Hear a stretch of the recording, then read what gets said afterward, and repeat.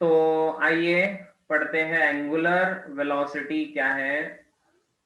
ठीक है, तो जैसे हमने लीनियर वेलोसिटी पढ़ा है, तो लीनियर वेलोसिटी के जैसा ही होता है एंगुलर वेलोसिटी। अब ध्यान से इसको सुने।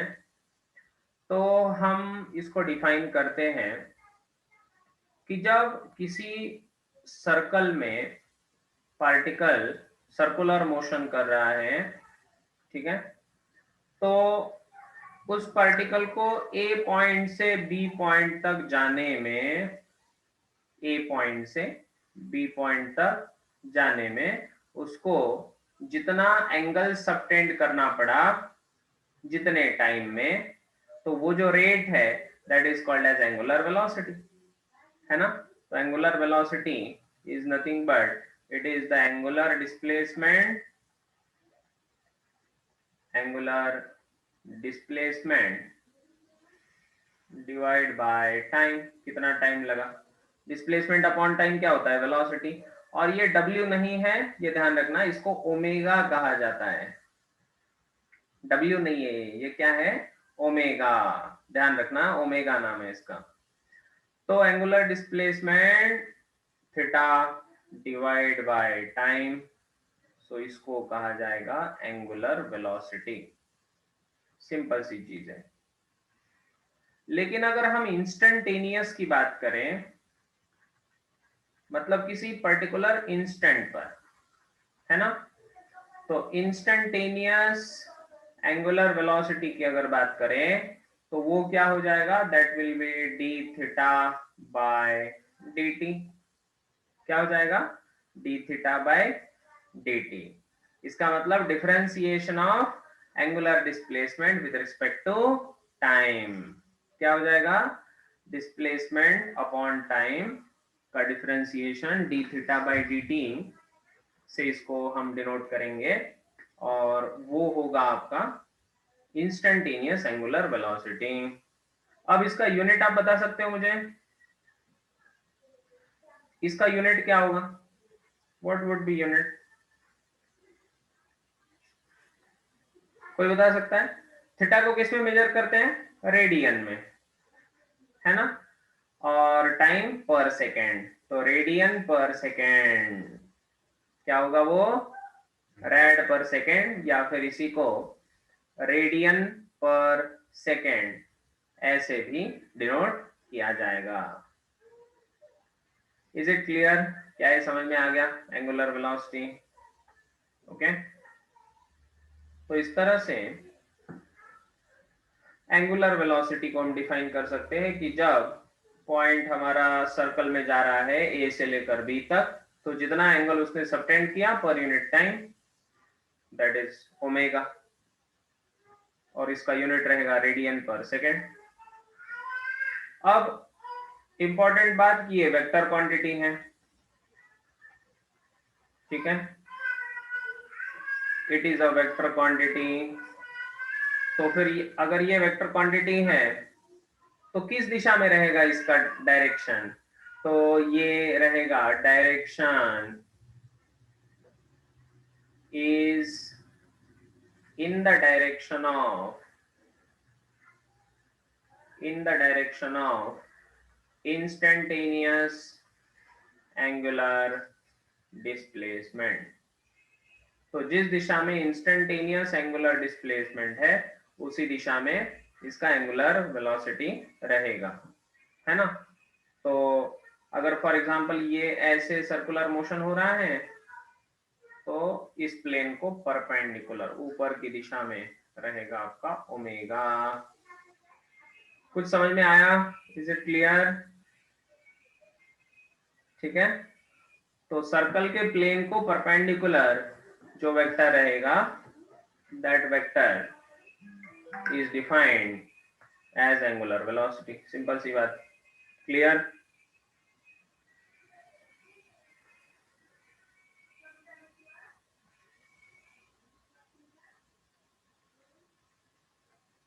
तो इस तरह से आप इस इंस्टेंटेनियस एंगुलर वेलोसिटी को डिफाइन कर सकते हो। उसका डायरेक्शन हमने ढूंढ लिया, उसका यूनिट भी ढूंढ लिया रेडियन पर सेकेंड, ये इसका यूनिट है। ठीक है बेटे, समझ में आया? Is it clear? Yes sir. आगे बढ़े,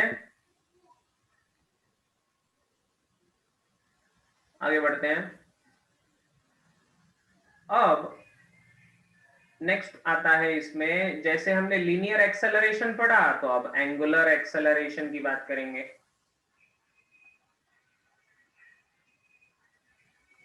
ठीक है, एंगुलर एक्सेलरेशन, और इस एंगुलर एक्सेलरेशन को डिनोट करते हैं हम अल्फा। ठीक है, तो वहां पर ए से डिनोट करते थे, यहां पर इसको किससे डिनोट करेंगे? अल्फा। अल्फा इस सिंबल से डिनोट करेंगे एंगुलर एक्सेलरेशन को। तो आइए आगे बढ़ते हैं, एंगुलर एक्सेलरेशन। अब देखिए, ध्यान दीजिए सब लोग। अब एंगुलर एक्सेलरेशन को डिफाइन किया जाता है, angular acceleration alpha is defined as the change in angular velocity, है ना? Change in angular velocity, angular velocity का जो भी चेंज होगा वो डिवाइड बाय टाइम, है ना? तो जब हम ओवरऑल चेंज की बात करते हैं, ठीक है, जब हम ओवरऑल चेंज की बात करते हैं तो उसको एवरेज एंगुलर एक्सेलरेशन भी कहा जाएगा। ठीक है, तो जब हम लिखेंगे कि भाई अल्फा एवरेज, एवरेज कम लेते हैं हम, बस इनिशियल और फाइनल की अगर बात कर रहे हैं तो final angular velocity omega F minus omega आई, final minus initial upon time, या फिर W2 sorry omega 2 minus omega 1 का वेक्टर प्रोडक्ट है, ध्यान में रखना, डिवाइड बाय टाइम। ठीक है, तो इस तरह से अल्फा एवरेज मतलब एवरेज एंगुलर एक्सेलरेशन आपको मिल जाएगा। फाइनल में से इनिशियल को निकाल दो, चेंज हो गया ना, कितना चेंज हुआ? Final minus initial upon time, तो ये क्या बन जाएगा? ये बन जाएगा एवरेज एंगुलर एक्सेलरेशन। लेकिन अगर इंस्टेंटेनियस चाहिए आपको, सो इंस्टेंटेनियस एंगुलर एक्सेलरेशन, तो अगर हम इंस्टेंटेनियस की बात करना चाहते हैं तो वो अल्फा होगा D omega by D T. तो आप हमेशा ये याद रखो, जहां पर भी इंस्टेंटेनियस वर्ड आया वहां पर डिफरेंशिएशन आना ही आना है। जहां पर इंस्टेंटेनियस की बात चल रही हो वहां पर हमेशा हमेशा के लिए उसका डेरिवेटिव, उसका डिफरेंशिएशन ही हमें यूज करना है। क्लियर? इसका यूनिट क्या होना चाहिए? क्या आप प्रेडिक्ट कर सकते हो इसका यूनिट क्या होगा? Yes anybody? क्या होना चाहिए यार इसका यूनिट? रेडियन पर second square.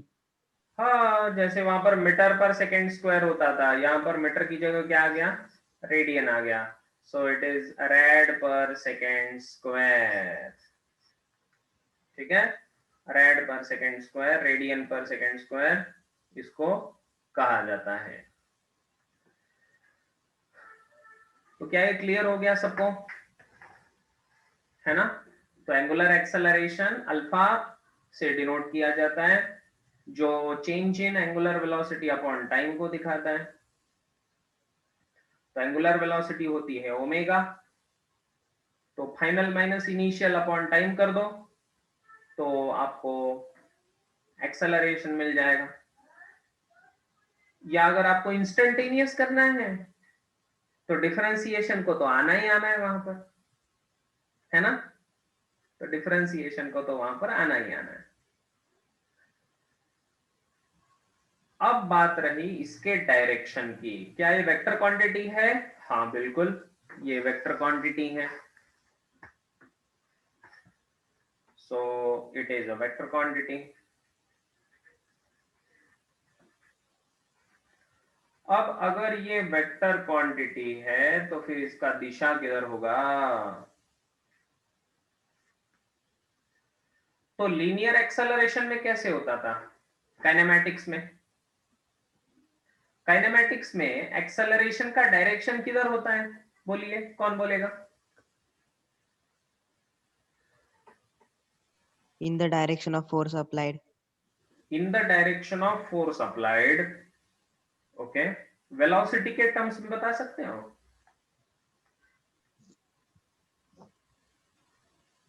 In the direction of velocity.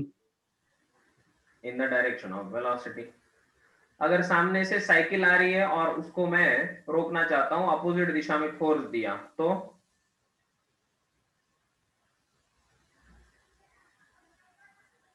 तो वेलोसिटी के डायरेक्शन में हुआ क्या? नहीं सर। नहीं ना। नहीं सर। तो इसीलिए एंगुलर एक्सेलरेशन का दिशा बहुत ही सिंपल है। इसका काम क्या है? एक्सेलरेशन का काम क्या होता है? या तो वेलोसिटी को बढ़ाना या तो वेलोसिटी को घटाना। नहीं समझे? है ना? तो हम लिखेंगे कि एंगुलर एक्सेलरेशन जो अल्फा है, सो डायरेक्शन ऑफ अल्फा कैसे देखा जाए? डायरेक्शन ऑफ अल्फा, सुनिए, तो अल्फा का डायरेक्शन, एंगुलर वेलोसिटी अगर बढ़ रही है तो इसका मतलब अल्फा उसको बढ़ा रहा है, तो अल्फा का डायरेक्शन ओमेगा की दिशा में होगा अगर ओमेगा बढ़ रहा है तो। और अगर ओमेगा आपका घट रहा है, ओमेगा मतलब कौन? वेलोसिटी। कौन सी वेलोसिटी? Angular velocity. अगर एंगुलर वेलोसिटी कम हो रही है तो इसका मतलब अल्फा उसको रोक रहा है, इसलिए alpha is in the opposite direction to omega. Simple. तो लिखेंगे इफ ओमेगा मतलब angular velocity is increasing, then alpha is in the direction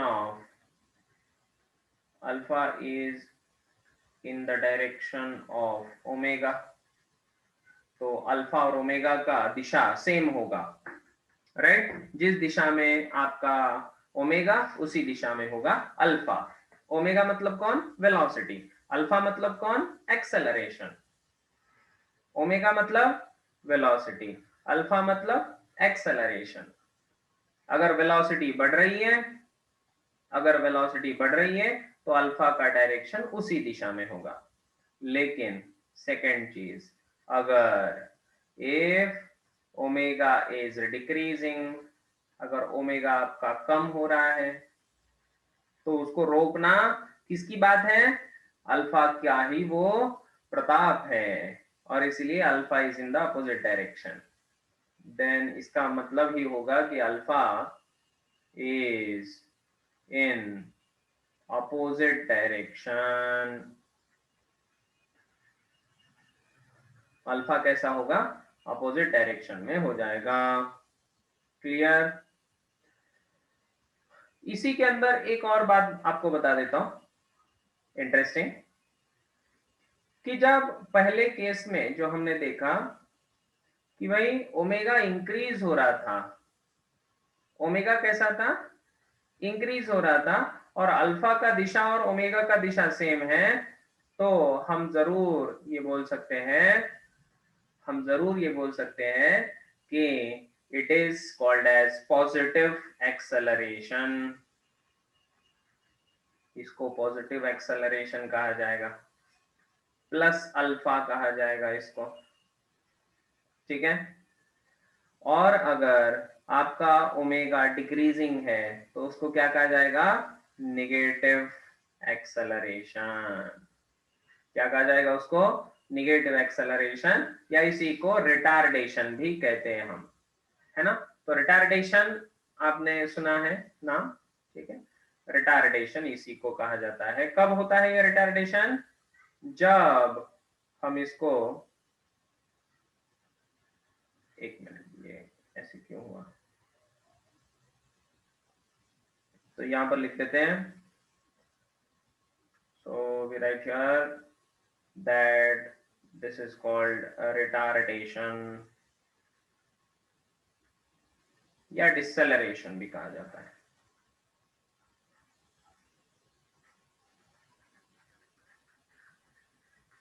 ठीक है, तो या तो आप इसको रिटार्डेशन कहो या तो आप इसको डिसेलरेशन कहो, एक ही बात है। तो इस तरह से ये एंगुलर एक्सेलरेशन आपका दो टाइप का हो गया।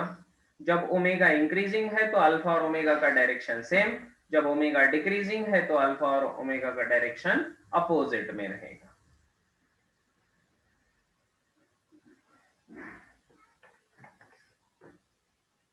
ठीक है, इसमें कोई दिक्कत समझने में, बोलो एनीबॉडी?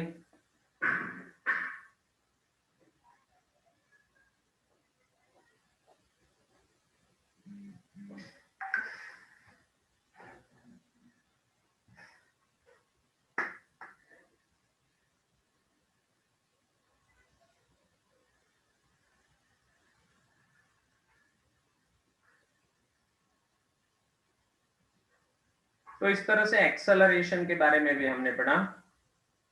ठीक है, लिख लिया पूरा, सब कुछ क्लियर है? हाँ सर। ठीक है, तो आज हमने क्या क्या पढ़ा? आज हमने पढ़ा कि सर्कुलर मोशन में सबसे पहले डिफाइन किया सर्कुलर मोशन क्या होती है, फिर हमने एंगुलर डिस्प्लेसमेंट को डिफाइन किया। एंगुलर डिस्प्लेसमेंट के दो टाइप होते हैं, इंस्टेंटेनियस और फाइनाइट। इंस्टेंटेनियस वेक्टर क्वांटिटी है लेकिन फाइनाइट नहीं है। इंस्टेंटेनियस का डायरेक्शन दिखाने के लिए हमने राइट हैंड रूल को यूज किया, याद है आपको राइट हैंड रूल? तो राइट हैंड रूल को हमने यूज किया, तो राइट हैंड रूल से जिस दिशा में पार्टिकल जा रहा है उस दिशा में सर्कल पे आप अगर राइट हैंड को मोड़ते हो तो उसको परपेंडिकुलर जो थंब दिखाएगा, तो वो क्या दिखाएगा आपको? उसका दिशा दिखाएगा। किसका? इंस्टेंटेनियस एंगुलर डिस्प्लेसमेंट का। करेक्ट। उसके बाद हमने एंगुलर वेलोसिटी पढ़ा, ओमेगा, राइट। और इंस्टेंटेनियस एंगुलर वेलोसिटी होगा D theta by D T या फिर directly theta by D T. उसका यूनिट रेडियन पर सेकेंड, ये देखा। उसके बाद एंगुलर एक्सेलरेशन के बारे में देखा कि वो change in angular velocity upon time होता है, D omega by D T, इससे वो डिफाइन होता है। उसका यूनिट रेडियन पर सेकेंड स्क्वायर होता है। क्या होता है? रेडियन पर सेकेंड स्क्वायर। और वो वेक्टर क्वांटिटी है, उसका दिशा किधर रहेगा? अगर ओमेगा इंक्रीजिंग है तो ओमेगा की दिशा में, अगर ओमेगा डिक्रीजिंग है तो अपोजिट दिशा में। समझ में आया? शाबाश। तो आज हम यहीं रुक जाते हैं, कल फिर से इसको कंटिन्यू करेंगे। ओके बेटे?